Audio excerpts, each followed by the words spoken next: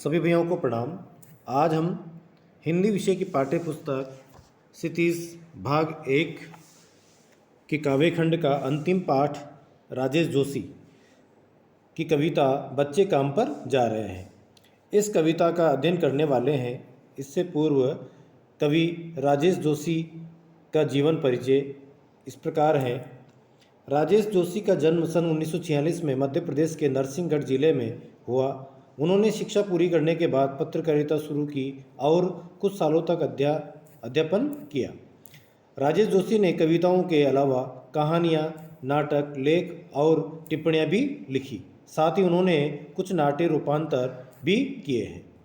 कुछ लघु फिल्मों के लिए पटकथा लेखन का कार्य भी किया। उन्होंने भर्तृहरि की कविताओं की अनुरचना, भूमिका कल्पतरु ये भी एवं मायाकोस्की की कविता का अनुवाद पतलून महीना बादल के नाम से किया है। कई भारतीय भाषाओं के साथ साथ अंग्रेजी, रूसी और जर्मन में भी राजेश जी की कविताओं के अनुवाद प्रकाशित हुए हैं। राजेश जोशी के प्रमुख काव्य संग्रह एक दिन बोलेंगे पेड़, मिट्टी का चेहरा, नेपथ्य में हंसी और दो पंक्तियों के बीच उन्हें माखनलाल चतुर्वेदी पुरस्कार, मध्य प्रदेश शासन का शिखर सम्मान और साहित्य अकादमी पुरस्कार से सम्मानित किया गया। राजेश जोशी की कविताएं गहरे सामाजिक अभिप्राय वाली होती हैं। वे जीवन के संकट में भी गहरी आस्था को उभारती हैं। उनकी कविताओं में स्थानीय बोली बानी, मिजाज और मौसम सभी कुछ व्याप्त है।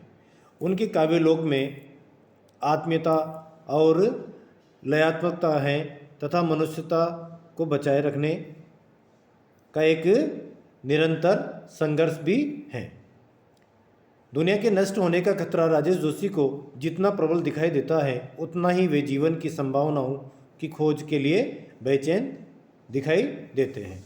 इस प्रकार से जो है कवि राजेश जोशी जो हैं वो अपनी कविताओं के माध्यम से इस समाज में किस प्रकार से शिक्षा एवं जीवन की उमंग से जो बच्चे वंचित हो जाते हैं उनके लिए बताया है।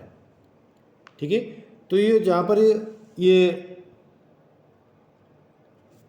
कवि ने इन बच्चों को जो है किस प्रकार से देखा है उनको अपनी कविताओं के माध्यम से बताने का प्रयास किया है।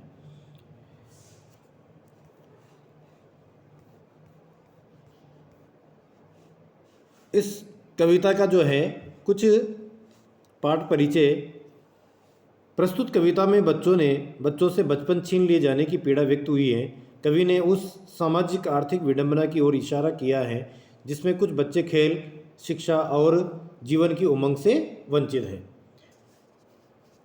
कवि राजेश जोशी की जो कविता है बच्चे काम पर जा रहे हैं, संकलित हैं। सामाजिक आर्थिक विडंबना के कारण आज लाखों बच्चे काम पर जाने को विवश है।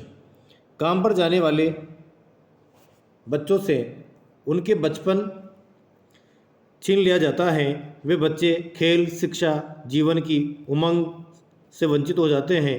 श्रमिक रूप में उनका हर तरह से शोषण, उत्पीड़न भी होता है। प्रस्तुत कविता में इस आधार पर हार्दिक पीड़ा की अभिव्यक्ति हुई है। कवि ने अपनी कविताओं के माध्यम से इस पीड़ा को व्यक्त किया है। ठीक है, अब जो है कल हम इस कविता का अर्थ सहित वाचन करेंगे। सभी भैया कवि परिचय अपनी